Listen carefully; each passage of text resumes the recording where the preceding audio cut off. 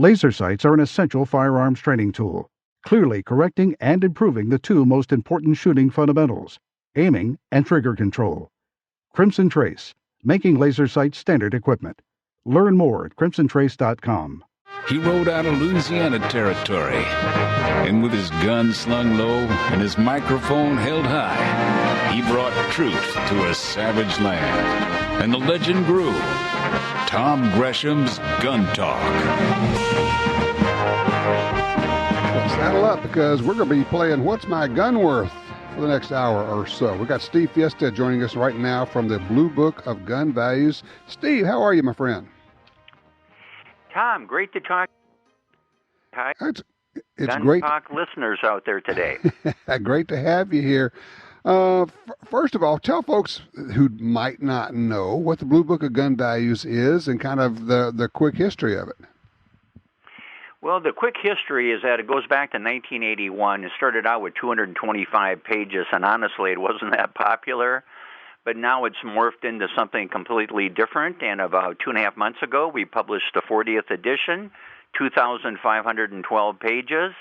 It's got all the new 2019 makes and models and everything in between, A to Z, including all the AR-15s some listeners might be interested in. So it's really become a one-stop shopping center for industry and up-to-date values for the firearms industry. How many pages did you say? 2,512. Holy cow. And you guys go through that every year and look at every gun and every value of the whole thing. That's crazy. Well, we try to, but I want you to know, as long as you're bringing up the page count, this is a little interesting, is that we're limited to the page count now from the printer. The bindery can only do 2,512 pages. If we were going to publish and print the entire database, it would be closer to 3,500 pages now. But what we do on some of the sections that don't appear in print, we make them available online. So all you have to do is go to our website, bluebookofgunvalues.com, and you'll be able to look at those particular makes and models that are not in the book. So if someone wanted to, they say, okay, I don't want the book, I just want to be able to do it all online. Can they do that? Yes. Oh, absolutely. That's getting more and more popular. And that's what we call an online subscription. We have it available in 1 year, 2 year, 3 year subscriptions. Okay. Go to the bluebookofgunvalues.com, click where you have to. And by the way, that's updated monthly, and it's got thousands of digital color images too. So it is actually more up to, necessarily, it's more up to date than the printed version that comes out annually. That's correct. Okay. All right. So kind of where are we in gun values these days? Because you follow the market, because it goes up, it goes down, it goes, all around. What's going on these days? Well, it's a good question, Tom, and maybe actually a little convoluted answer. But, collector firearms, and, I'm talking maybe your 1911s, your pre-64 Model 70s, Lugers, some other military guns, especially if they're in average condition. Those particular items have actually gone down in value the last year. Average condition guns, even collector guns in good supply, really haven't done too well, because the fact is, a lot of the guys that own that stuff, they're getting in their 60s, 70s, 80s, and more people are selling now than buying. And the people that are buying are concentrating on really good merchandise, 95%, 98% mint merchandise. So, the average gun, the 60, 70% condition stuff, there really isn't the demand for that there was even 2-3 years ago. So that stuff has gone down in value, and it's so noted in the 40th edition. On the other hand, AR-15, especially your custom builds, I think to say right now that AR-15 pistols, especially the pistol braces, they've had pretty good demand. Also, the accessories that go along, the M-locks and the mag pull accessories for your AR-15s and variations. That's still pretty hot. But, the bottom line, Tom, is that in the entire firearms industry, and that includes the ammunition industry, there really is nothing on back order right now. You can get whatever you want. Ah, interesting. Okay, so it's all available. All right, so we've got folks who called in. I want to start off, if you will, on line 3. Frank's calling us out of Talkeetna, Alaska. Hey, Frank, you made it on to Gun Talk. What do you have for Steve to give us some info on? Oh, we just had a bad phone there. Let's see. Is Frank there? Evidently not. I think it's hard to get a line in from Alaska sometimes. Let's do this. Let's scoot down to line 5 where Bill is with us out of Liberty, Missouri. Bill, you're up next. Well, it's just that kind of a day. Bill, you there? Nope. It's not happening. All right. Tell you what, let's do this. Let's do this. We're going to take a quick break here. We're going to sort out our phone issue. We'll come back. We're talking with Steve Fjestad from the Blue Book of Gun Values. If you want to get in line, 866-TALK-GUN. We'll get you in here. I'm Tom Gresham. Be right back.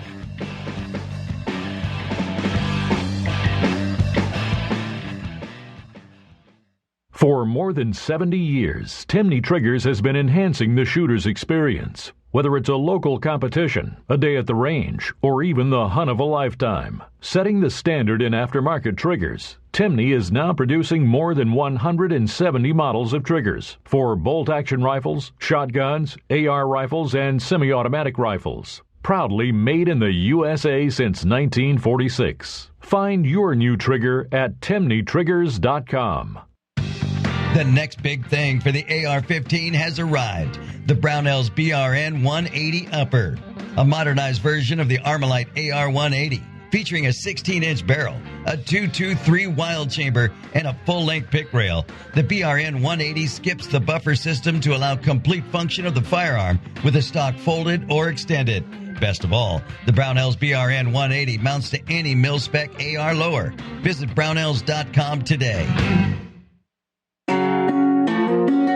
For 36 years, the U.S. Sportsmen's Alliance has been fighting to protect hunting, fishing, and trapping for sportsmen from coast to coast. Today, we are under constant attack from extremist animal rights groups who want to end your ability to hunt in the U.S. Join us to protect our sporting heritage and our way of life outdoors. To join or for more information on how you can help, go to ussportsman.org.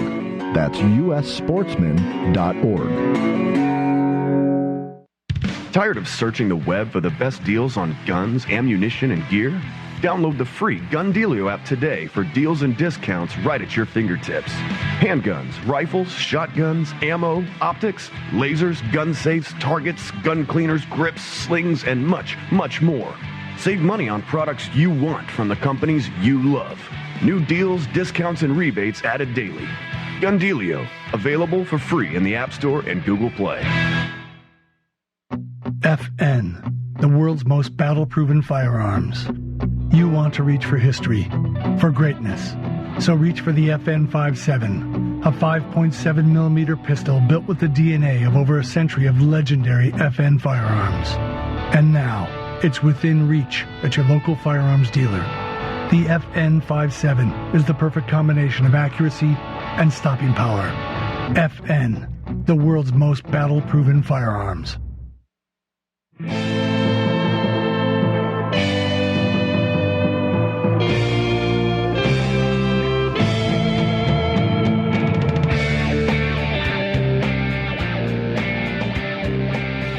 Hang on here. I'm putting something new up on Twitter. By the way, if you're not to follow me on Twitter, shame on you because you're missing out on a whole bunch of stuff.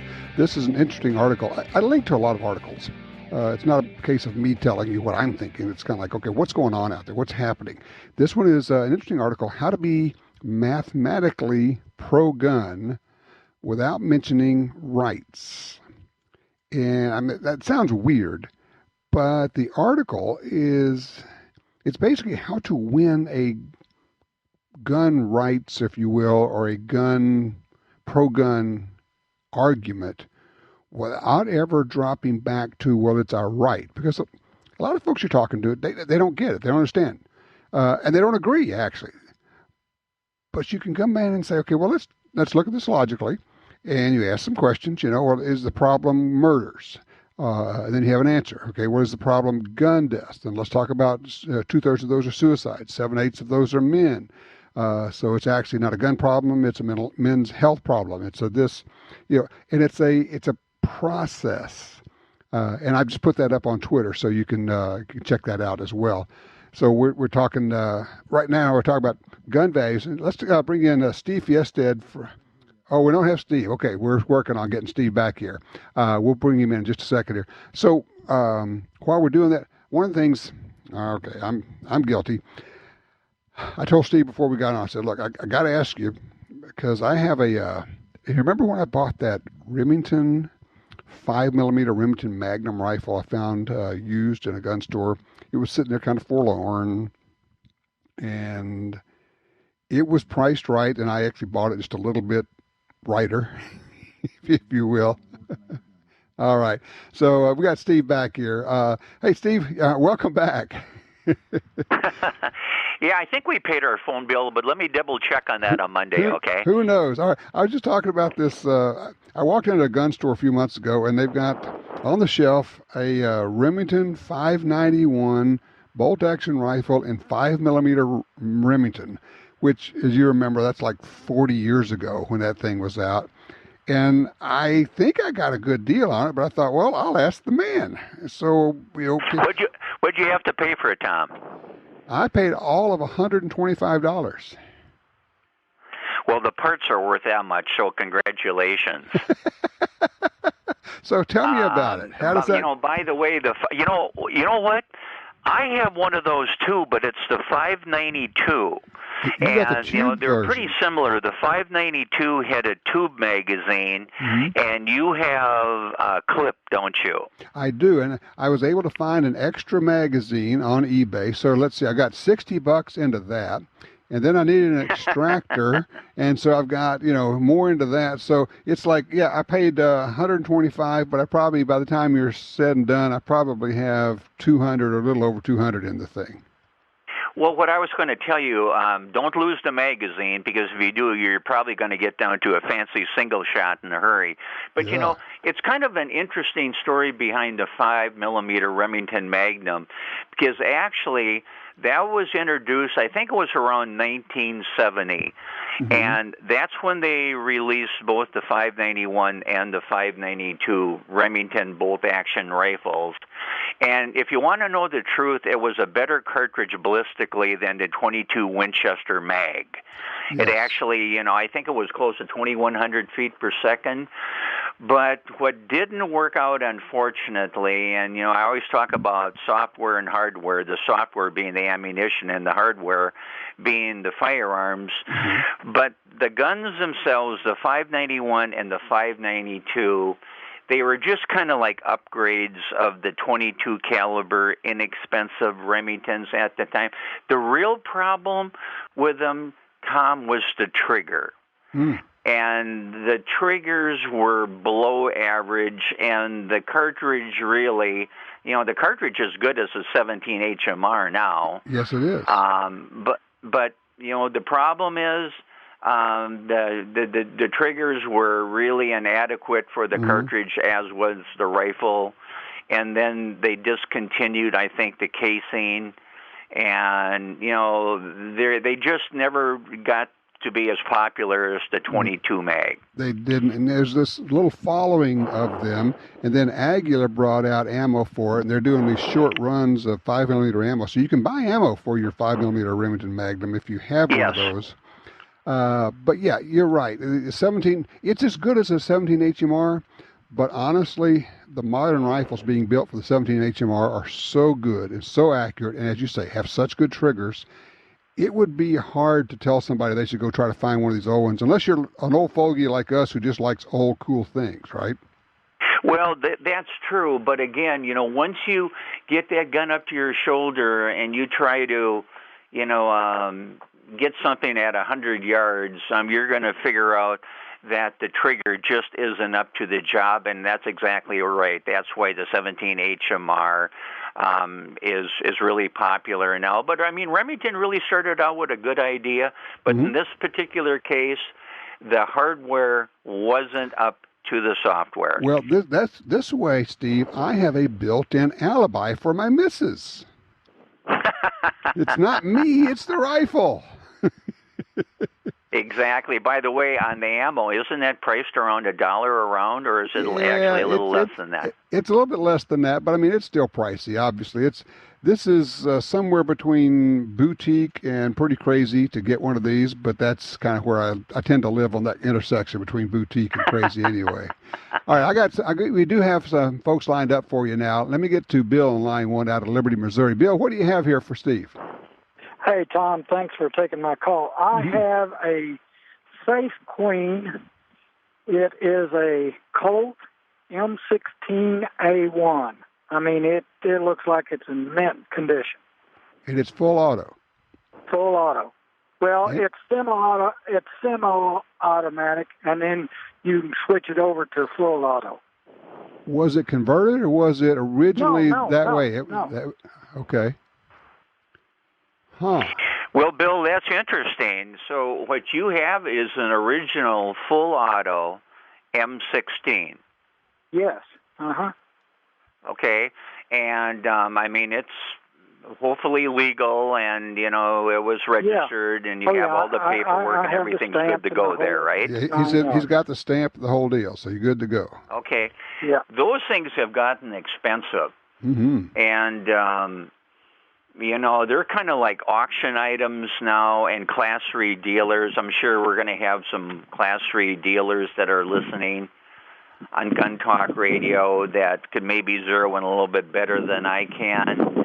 But, I mean, not that long ago, $15,000, $20,000. But if you have an original M16 and hasn't been modified, I think you're actually up around the $25,000 to $30,000 range now at retail, depending on, you know, the original condition. Kind of a specified, or really, it doesn't have as much demand as maybe some other guns, but Class 3 is doing really well right now. And I think an auction house could get $25,000 to $30,000 for your gun. Bill, did you have any idea it was worth that, Bill? Well, what's kind of puzzled me, I've been looking at some of them, but it seemed like the A2 holds better value than the A1. Well, would you be thinking about selling it, or are you just going to hold on to it? Well, I'm going to hold on to it for a while. I'm an old guy, but I hope I have a few years left. So, you know, that's a question for Steve. You know, Steve, you can't get any more you can't own, you know, machine guns full auto made after 1986. So it would seem to me, correct. You know, supply and demand, that the value of all that, the Class 3 stuff, has to just keep going up. Well, you know, here's a good way to look at it. That's an interesting statement, Tom, and I'd agree with that, because basically what you're dealing with is a fixed supply, actually maybe decreasing just a little bit, because maybe if every year there's a few more damaged in fire or theft or whatever. But then all you have to do in that scenario is to have a small amount of increased demand, and you're going to have increased values. So I don't think there's really any downside risk in owning an M16 right now. The difference between an A1 and an A2, that's really a question for established auction house or a Class 3 dealer with some experience. And, you know, that's something we do not cover in the Blue Book of Gun Values. I just happen to know a little bit about them. But, you know, Class 3 weapons are really, really doing pretty well, and especially the M16. And it's interesting this comes up because I was asking Johnny Dury over Dury's Guns a couple of years ago. I said, Johnny, if I want to buy a Class 3, I want to buy a machine gun that's a good investment that I could shoot but still have fun with, and it'd be a good investment. Before I could even finish, he said, M16. Just get M16. You're not going to get hurt on that. That's right. He was right. Cool. Hey, Bill, thank you so much. I appreciate your call. I think we got time to get Mike in here out on line 2 out of Red Lake Falls, Minnesota. Mike, what do you have there? Hey, nice to talk to you guys. I love your program. I listen to it all the time. Some days drive my wife crazy. But I have a Remington Nylon 66 in Apache black that is nickel-plated. And I bought the gun brand new in 1973, and I paid $39 for it to give you an idea. But I still have it, and every once in a while when I bring it out, I still get the same comments that gun looks like a toy. It doesn't look like a gun. It did. We called it the Mattel gun, didn't we? Yeah. Well, so I guess my question is, what's it worth? All right, Steve, I got about a minute, so lay it on him. Okay. Well, Mike, Nylon 66 was certainly an interesting gun. Remington came up with the formula for Zytel plastic, and they made it in black, brown, green, or kind of a metallic cover. And I mean, they're not rare. They made over a million nylon 66s between 1959 and 1990, but the Black Diamond as Apache Black, they're a little bit more desirable, and a really, really good gun will sell for $550, $600. And then an average gun will sell for maybe $4.5 to $5.5. The really rare 66 is the Gallery Special in 22 short. But, I have one of those, exactly what you're talking about. That's interesting, Tom. I own, the 592 and a Nylon 66 were the first two guns we talked about today by accident. I happen to own them, too. But it's a unique gun, and you'll never see anything like that on the marketplace again, especially, with chrome-plated receiver. Really? Now everybody wants a matte black or, Parkerized or Cerakote, so nobody wants a shiny finish anymore. Hey, Steve, hold on a second here. We'll take a quick break. We're going to come back. It's a chance for you to get involved. Call us 866-TALK-GUN. We have Steve Fjestad from the Blue Book of Gun Values. We can find out what your gun is worth. Just call us, tell us what you have, and Steve will give you some information on it. He is the answer man when it comes to gun values. I don't do that. That's why we bring him on. 866-TALK-GUN. Call us now.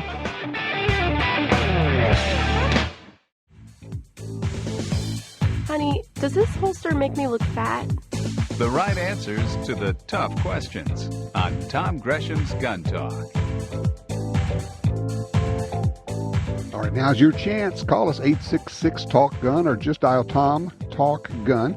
Get you in here. We're doing gun values. I don't do that, and the reason I don't is because, well, number one, I don't know the gun values, but number two, I got a guy.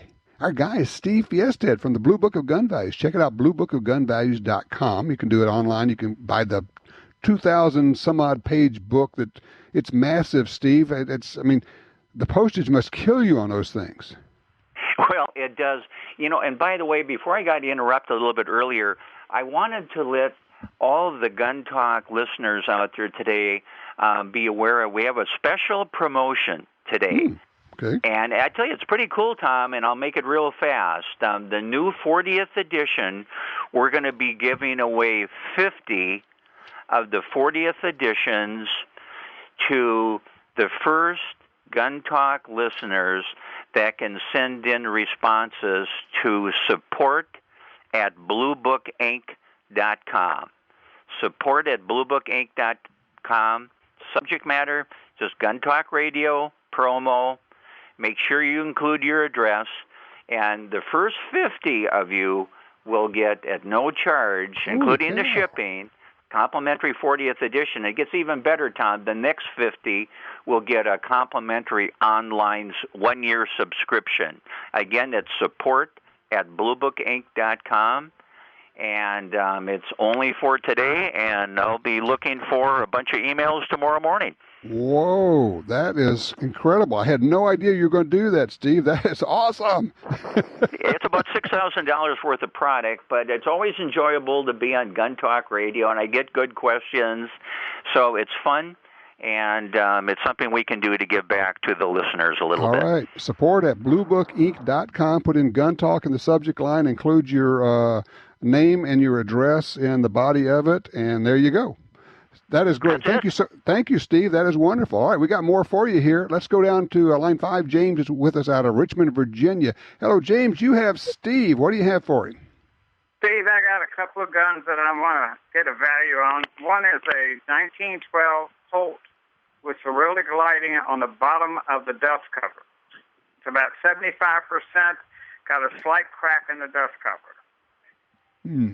The other is a 1970 Series 70 Colt that is double stamped. Oh, really? Yes. Oh, now what does that mean? When you say it's double stamped, what are we talking about, Steve? Well, it's kind of like a mint coin that's double stamped. Okay, but boy, I'm of course, familiar they with were that taken in out of coins. circulation before they were ever circulated. So they hit it twice with a roll die is what happened. And I've seen that on occasion. It commands a little bit of a premium. It's more of an oddity than anything else. But James, I'd like to go back to the 1912 Colt. Give me a little bit more information on that gun, please. Well, I got it at a gun show in Richmond about, 10 or 15 years ago. And it's in about 75% condition. It does have a crack on the bottom of the dust cover right near where the Cyrillic writing is. In other words, it's got cold on everything else, but underneath the bottom it's got Cyrillic writing on it, which is Russian writing. I think it was a Lend-Lease to Russia in 1912 is what I think. That's what my research has done, but I don't really know. Interesting. What caliber? 45. 45, okay. That's what I thought. Okay. Well, let's do the Series 70 double stamp first. Is that a 45 also? Yes, I'm a 45 fan. And is that blue finish, I would imagine? Yeah. No, how nice is the gun? 95, 98%? The double stamp is about 100%, but it's satin nickel. I'm sorry. Oh, it's satin nickel. Okay. Well, that's interesting. You don't have a box or anything like that for it, do you? No, I bought it from when you could buy without, going through a background check. I actually bought it at a store in Portsmouth, Virginia, and it was sitting in a display case, and I looked down and I saw the 45, and the first thing hit my eye was the double stamp, because I'm an old coin collector, too. I collect everything. Yes. Okay. That's why I brought that up. Well, I think you're talking a little bit of money here. If it's in that good a condition, it's a nickel finish 45 ACP. It's a Series 70. I think you're looking at $1,250 to $1,500. All right. Okay. Some people actually may not want the double stamp. They'll be a little hesitant about looking at that. But a Colt collector might want it strictly because it's an oddity, but only if the condition is up there, and that's why I asked. So I think that's a $1,200 to $1,500 gun. Actually, on your 1912 Colt 45, what you described as the Russian Lend-Lease, I'd have to do a little bit more research into that. What kind of condition is that? 75% you mentioned? Yeah, about 75%. Okay. I'd actually want to see some images of that before I really hung a price tag from the trigger guard. But I think you should be, at least in the $600 to $900 range there also. All right. Good deal. I tell you what, I'm up against my break here, guys. Steve, hold on. Don't go anywhere. When we come back, I want you to talk just for a second when we come back about why you asked so many questions about the condition. We'll talk a little bit about that. And if you have a gun that you want to know the value of, right now is your time. Steve Fjestad from the Blue Book of Gun Values is with us. Call us 866-TALK-GUN.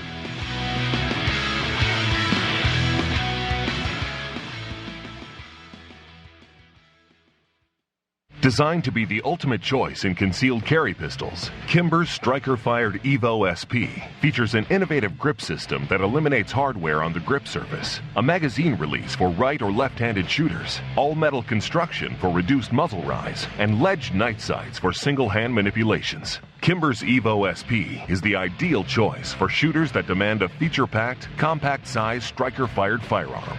Find your Kimber at www.kimberamerica.com. Used guns can be a great value, but you have to know who you're buying from. What if you could buy quality used guns with a lifetime warranty from the Internet's largest online reseller? That's what you get at Dewey'sGuns.com. They stand behind every firearm purchase for life. If you have a problem, they'll either fix or replace your gun. Pistols, rifles, shotguns, and more. Check out their inventory today at Dewey'sGuns.com. This land, once wild and free, fades now from our memory. But I remember what it was like, what we were like, what we are capable of when we band together. Perhaps more than any other landscape, wetlands embody the life-giving abundance that nature has to offer. And perhaps more than any other organization, Ducks Unlimited is working to ensure that our continent's wetlands not only survive, but thrive for generations well beyond this one. These natural wonders are where waterfowl begin their cycle of life, where the deer and the antelope play, and where we, the people, gather together to see and share what makes the outdoors so great. The time is now to band together with organizations like Ducks Unlimited. The time is now to rescue our wetlands. It's back. The Smith & Wesson 10mm revolver. Yes, the Model 610 is back in 4 and 6.5-inch barrels. 6-shot moon clips full of powerful 10mm rounds. Plus, you can shoot 40 S&W ammo in it too. Stainless steel, black synthetic finger groove grips, interchangeable front sight with an adjustable rear sight. Take it to 10 with the Model 610 revolver. Visit smith-wesson.com.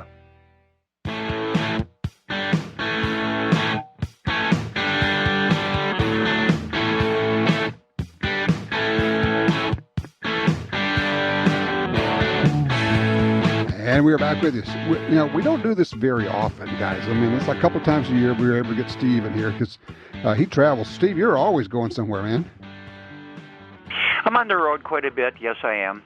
And, of course, you don't do just guns. I mean, we could do like another hour on guitars because you actually do guitar values as well.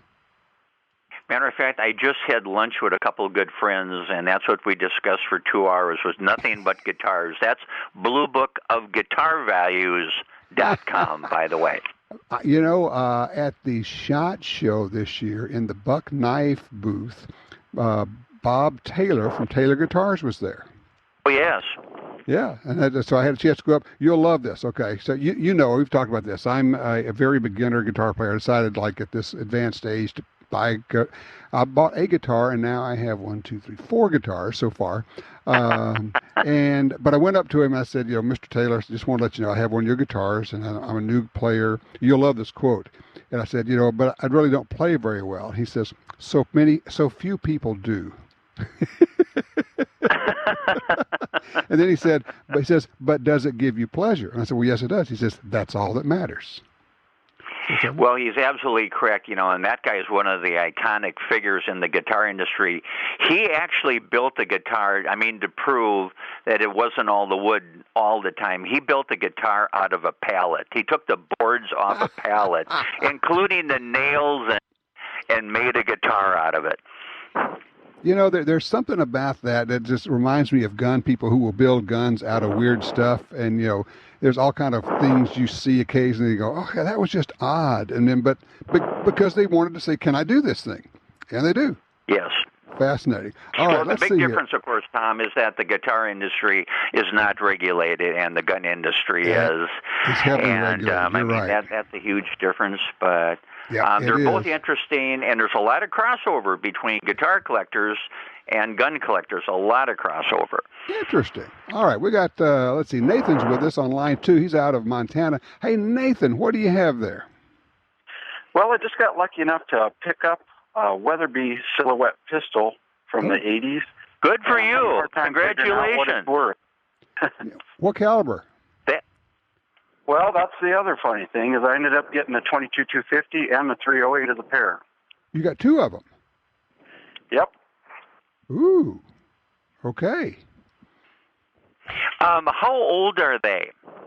I think they were made in 1980, and from the research I've done, there was 200 of them built total, 150 of them in 308 and 50 in 22-250.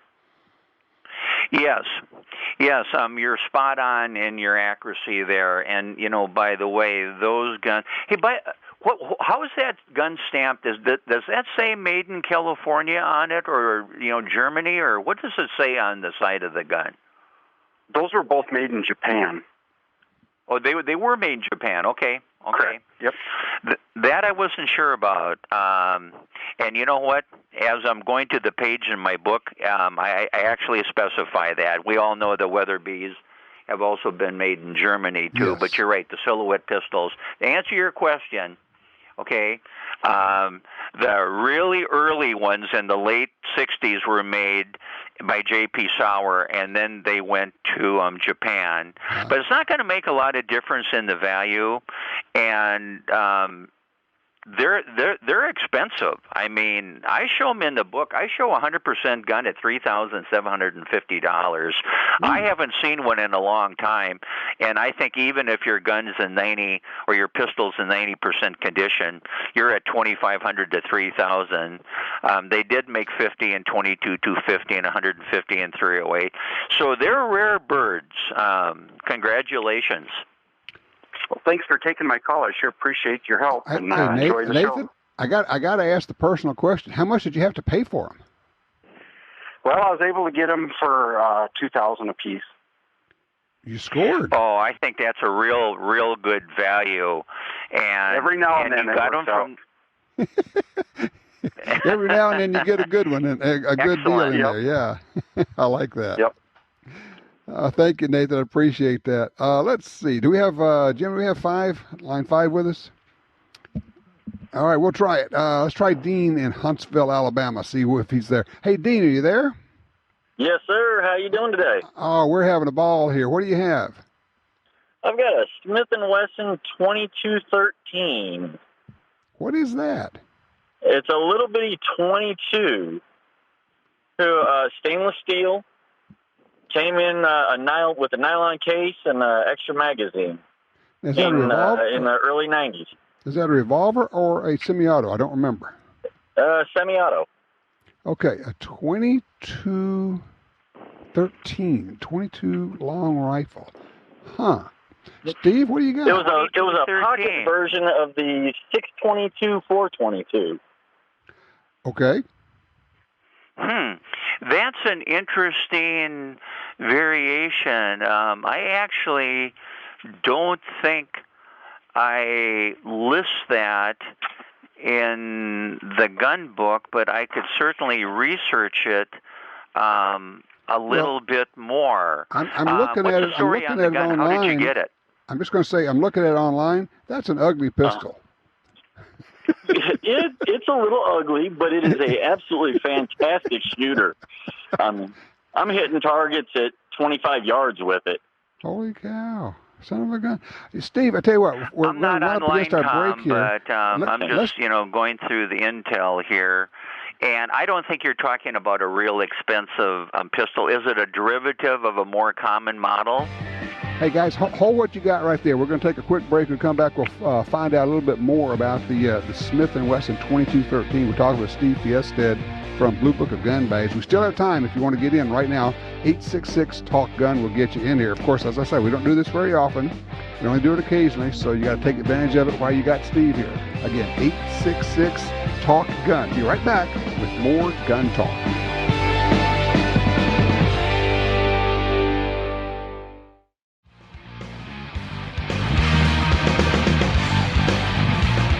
All right, we're going to finish up. We're talking with Dean out of Huntsville, Alabama, and he's got a Smith & Wesson 2213 22 caliber Semi-Auto, and Steve Fjestad from the Blue Book of Gun Values was kind of filling him in on that.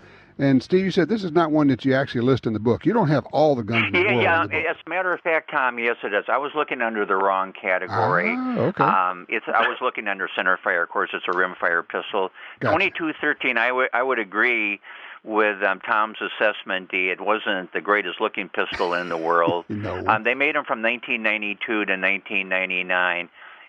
There were some feed failures with that gun, and they were kind of like cut down versions of the Model 422 in the Model 622. Mm-hmm. They didn't set any sales records, and I don't think they're going to get any better in the aftermarket. And I think a 95% condition gun would probably sell in the $200 to $250 range. Nothing too special. Oh, all right. Well, that's cool. That's pretty cool. All right, Dean, I appreciate that. Steve, we've got time for one more call here, and I want this to count. So we're going to get Dave in here from St. George, Utah on 3, because I was going to ask you about snake guns anyway, but Dave has one. Dave, what do you have? I have a Colt Python Blue Steel 3-inch barrel. Okay. Oh, my goodness. 3-inch or 2.5 inch? I'm sorry, 2.5 inch. Sorry, I wish it were 3. Yeah, okay. What's the story on the gun? How long have you had it? I bought it new in the early 80s and fired it 6 times. Is it blue or a Nivell, stainless steel, nickel? What kind of finish is it? It's blue steel. It's blue steel, okay. Yes, sir. Do you still have the box for it and everything? No, I wish I did. I think that box is probably worth $300-400. I know. Oh my gosh. Oh yeah, I mean, if you have a box that's numbered to a snake gun right now, especially a Python, you're talking about, and it's like mint condition. I think that's going to be a $400 or $500 bill right now, believe it or not. For the box. And by the way, that's interesting we bring that up, gentlemen, because unfortunately, you have to watch your boxes these days on Pythons too. I mean, there's some mislabeling going on, and they're trying. There's a whole bunch of different types of boxes. I mean, is it a period box? Original box with the serial number on it. But with Pythons and other snake guns right now, Diamondbacks, things like that, got to really watch your boxes. But since you don't have a box, 2.5-inch barrel, and I mean it's a blue finish. I have a question for you, Dave. Sure. What did you pay for it back in the early 80s? Oh, geez. I don't know. Around $300 maybe. Oh, I thought it would have been a little bit more than that because you bought it used then in the 80s, or did you buy it new? No, it was brand new. I really can't remember. Maybe. Hey, Steve, we have 30 seconds left, Steve. So give him a price if you would, please. Okay. Well, what kind of condition is it, Dave? Excellent. I mean, is it? Excellent. Okay. I think you're looking at $3,500 to $4,000. Ooh, man. Thank you, gentlemen. I Nice. appreciate that. Thank you, sir. All right, I want to repeat this offer that Steve made. If you'll send an email to support@bluebookinc.com and give them your, just say Gun Talk in the subject line, give them your name and address, you're going to send out 50 free books, right? We're going to give away 50 free books for the first 50 email responses, and then we're going to give away another 50 one-year online subscriptions, too. You are the man. Steve Fjestad, thank you so much for being here. You're welcome. Always a pleasure, Tom. All righty, you take care. All right, well, let's talk about guns. What are you shooting? What are you buying? And what's on your wish list? 866-TALK-GUN.